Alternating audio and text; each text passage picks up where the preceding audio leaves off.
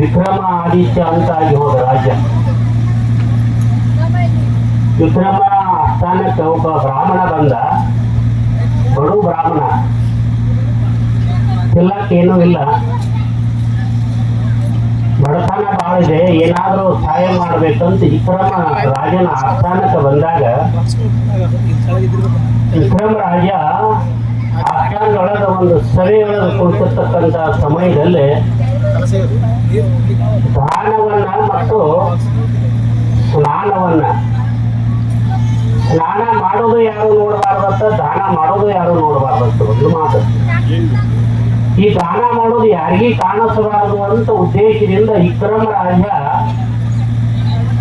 ಒಂದು ಕುಂಬಳಕಾಯಿ ಒಳಗ ಬಂಗಾರದ ನಾಣ್ಯಗಳನ್ನು ತುಂಬಿ ಆ ಕುಂಬಳಕಾಯಿ ದಾನವನ್ನು ಕೊಟ್ಟ. ಆ ಕುಂಬಳಕಾಯಿ ದಾನ ಕೊಟ್ಟ ಕೂಡಲೇ ಅವ್ ಬ್ರಾಹ್ಮಣಂದ ಏನಾದ್ರೂ ರಾಜನಲ್ಲಿ ಏನಾದ್ರೂ ಸಿಗ್ತೈತಿ ಅಂತ ನಾವಂದ್ರೆ ಒಂದು ಕುಂಬಳಕಾಯಿ ದಾನ ಕೊಟ್ಟಲ್ಪ ರಾಜ ಅಂತ ಮಾನಸಿಕ ಮಾಡ್ಕೊಂಡು ಹೋದ್ ಒಂದು ಬಜಾರ್ದಾಗ ಮಾಡಿದ. ಒಂದು ಸಲಿಗೆ ಜ್ವಾಳ ಬಂದು ಆ ಜ್ವಾಳ ತಗೊಂಡು ಮನೆಗೆ ಹೋದ. ಒಂದು ವಾರ ಪ್ರಸಾದ ಮಾಡಿದ. ಮತ್ತೆ ಭಿಕ್ಷುಕ ಬಂದವ, ದನ ಕೇಳಕ್ ಬಂದ ರಾಜನ ಕಡೆ. ರಾಜ ವಿಚಾರ ಮಾಡಿದ, ಈಗ ವಾರದಿಂದ ಇವಾಗ ಮುಖ್ಯ ಮರ್ಯಾದೆಯಿಂದ ಇವಾಗ ಸಂಪತ್ತು ಸಾಕಷ್ಟು ಅವನ ಮಕ್ಕಳು ತಿರುವಟ್ಟ ಸಂಪತ್ತು ಕೊಟ್ಟು ಕಳಿಸಿ ಮತ್ತ್ಯಾಕ ದಾನಕ್ಕೆ ಬಂದಂದು ಮತ್ತೊಂದು ಚಿನ್ನದ ನಾಣ್ಯ ಬಂದ ಒಂದು ಹೀರಿಕಾಯಿ ಒಳಗ ಅಥವಾ ಪಡವಲಕಾಯಿ ಒಳಗೆ ಹಾಕಿ ಚಿನ್ನದ ಬಂಗಾರದ ಚಿನಿಯನ್ನ ಕೊಟ್ಟು ಕಳಿಸಿದ. ಹಾಗೂ ಬಂದಾಗ ಕುಂಬಳಕಾಯಿನೇ ಕೊಟ್ಟಿದ್ದ ಮಾರಾಯ. ಈಗ ತೀರಾ ಏನು ಅತಿ ಸಣ್ಣ ಸಾಣದ ಕಾಯಿ ಕೊಟ್ಟ, ಅದನ್ನು ಹೋಗಿ ಮಾರ್ಕೊಂಡ್ಬಿಟ್ಟ. ಅಷ್ಟೊತ್ತಿಗೆ ಏನಾಗಿತ್ತು ಅಂತಂದ್ರ ಆ ಬ್ರಾಹ್ಮಣಿಗೆ ಏನಾಗಕತ್ತಿತ್ತು ಅಂದ್ರೆ ಇಡೀ ಕಾಡಕತ್ತಿತ್ತ ಶನಿ. ವಿಕ್ರಮನ ಕನಸಿನಲ್ಲಿ ವಿಧಿ ಹೋತು, ಹೇಳಿದು ರಾಜ ನೀ ಆ ಬ್ರಾಹ್ಮಣಗ ನಾನು ಇಡೀ ಕಾಡ್ಲಕತ್ತೀನಿ, ಏನು ದಾನ ಕೊಟ್ರು ಅವಂಗ ಹತ್ಲಾರ್ದಂಗ ನಾ ಮಾಡ್ತನು ಅಂತ ಹೇಳ್ಬಿಡ್ತಾರೆ ಇಡೀ. ಶನಿ ಹೇಳಿ ಹೋಯ್ತು. ಬೆಳಗ್ಗೆ ಹೇಳ್ತ ಸ್ನಾನ ಮಾಡಿದ, ಪ್ರಸಾದ ಮಾಡಿದ. ರಾಜ ಅಲ್ಲ ಏನು ಕನಸು ಅಳಸ್ತಲ್ಲ, ಕನಸು ಒಂದು ದಿವಸ ನೆನ ಹಾಕಕ್ಕೆ ನಿಮ್ಗೆ ಗೊತ್ತು. ಅವಾಗ ರಾಜನ ಕಣಿ ಮನುಷ್ಯನೊಳಗೆ ಏನ್ ಬಂತು ಅಂದ್ರ, ಯಾರ ರಾಜ್ಯದಲ್ಲಿ ಇರ್ತಕ್ಕಂಥದ್ದು ಇರಬಾರ್ದು ಅಂತದೊಂದು ಕುದುರೆಯನ್ನು ತರಬೇಕು. ಮನುಷ್ಯನೊಳಗೆ ಉತ್ಪತ್ತಿ ಆಯ್ತು.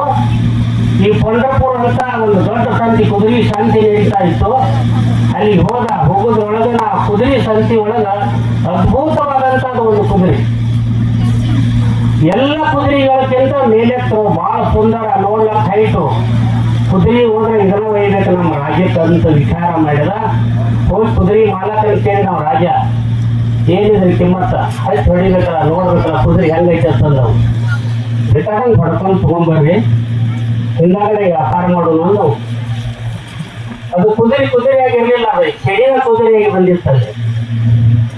ಕುದುರೆ ಹತ್ತಿ ಏನು ಕುದುರೆ ಹೊಡೆದ ಗಾಳಿ ವೇಗದಾಗ ವಾಯು ವೇಗದಾಗ ಓಡ್ಲತ್ತಿತ್ತು. ಕುದುರೆ ಹೋಯ್ತು ಕಾಪಾರ ಕಂಟಿ ಒಳಗೆ ಭಯಂಕರ ಕಾಟಿ ಒಳಗೆ ಹೋಗೋದು ಬಿಟ್ಟು ತೋರಿಸಲಾರ್ದಂಗಾಗಿ ಹೋತು ವಿಕ್ರಮ ರಾಜನಿಗೆ.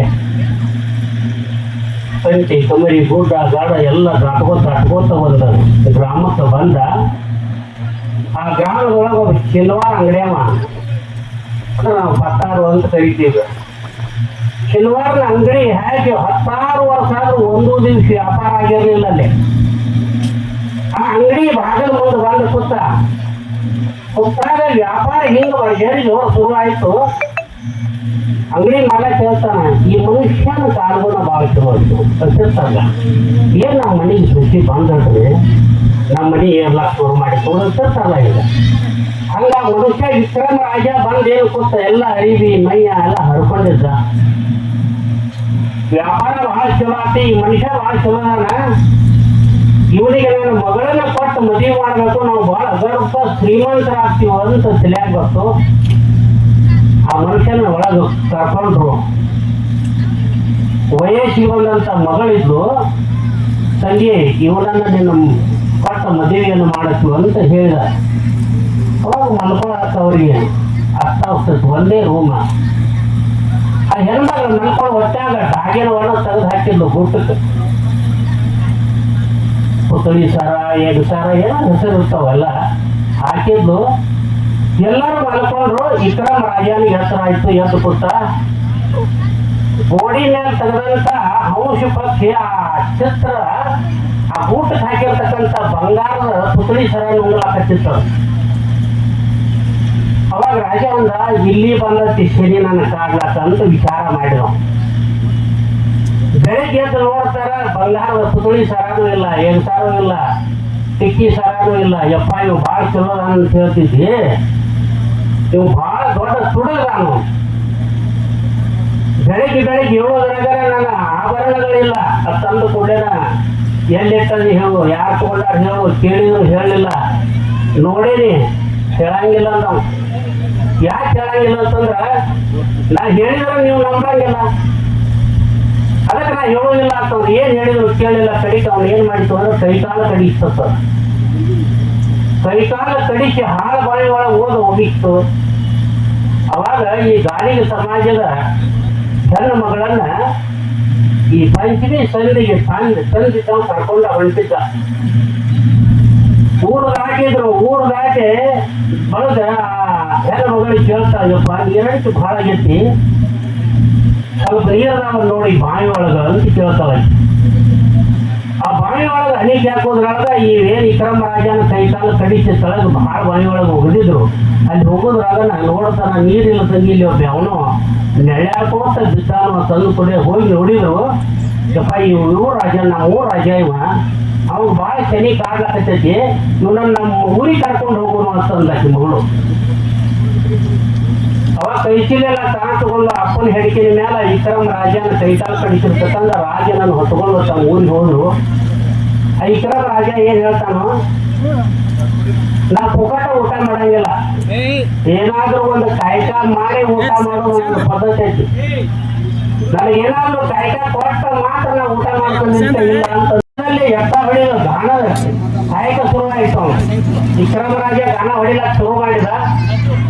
ಗಾನ ಹೊಡ್ಕೋತ ಗಾನ ಅಂತಂದ್ರೆ ಗಾಯನ, ಆ ಗಾಯನ ಮಾಡಕ್ ಹಚ್ಚಿದ, ಗಾನ ಹೊಡ್ಕೋತ ಗಾಯನ ಮಾಡಕ್ ಹಚ್ಚಿದ. ಆ ಊರೊಳಗ ರಾಜನ ಮಗಳು ಏನ್ ಮಾಡಿದ್ದು ಅಂತಂದ್ರೆ, ದೀಪ ಯಾರು ರಾಗ ಮಾಡಿ ದೀಪವನ್ನು ಹಚ್ತಾರೋ ಅಂತವ್ರನ್ನ ಲಗ್ನ ಆಗಬೇಕು ಅಂತ ಹೇಳಿ ಅಷ್ಟೊಂದು ತಪಸ್ಸು ಮಾಡ್ಕೊಂಡು ಬಂದಿದ್ದಲ್ಲಿ. ಅವಾಗ ಗಾನ ಮಾಡ್ಕೋತ ಹಾಡ ಹಾಡ್ಕೋತ ಎತ್ತ ಹೊಡಿತಿದ್ದವ ವಿಕ್ರಮ ರಾಜ. 3 ಚಂಜಲೆ ಆಗಿತ್ತು, 7 ಗಂಟೆ ಆಗಿತ್ತು ಸಾಯಂಕಾಲ. ದೀಪರಾಗ ಮಾಡಿದ. ದೀಪರಾಗ ಮಾಡಿದ ಕೂಡಲೇ ಊರೆಲ್ಲ ಒಮ್ಮೆ ಜಗ್ಗತ್ತ ದೀಪ ಹಚ್ಚಿಬಿಟ್ಟು, ಈ ದೀಪ ಯಾರಿಂದ ಹಚ್ಚಿದ್ರು ಅಂತ ಮನೆ ಎಲ್ಲ ಪರೀಕ್ಷೆ ಮಾಡ್ಕೊತ ಬರುವುದ್ರಾಗ ಗಾಣಿಗೆಯರ ಮನೆ ಒಳಗೆ ಏನು ವಿಕ್ರಮ ರಾಜ ಗಾಯನ ಮಾಡ್ತಿದ್ದು. ಈ ಗಾಯನ ಮಾಡೋದ್ರಿಂದ ದೀಪರಾಗ ಮಾಡೋದ್ರಿಂದ ದೀಪ ಹಚ್ಚಾವು, ಇವನನ್ನ ನಾ ಲಗ್ನ ಆಗ್ತನು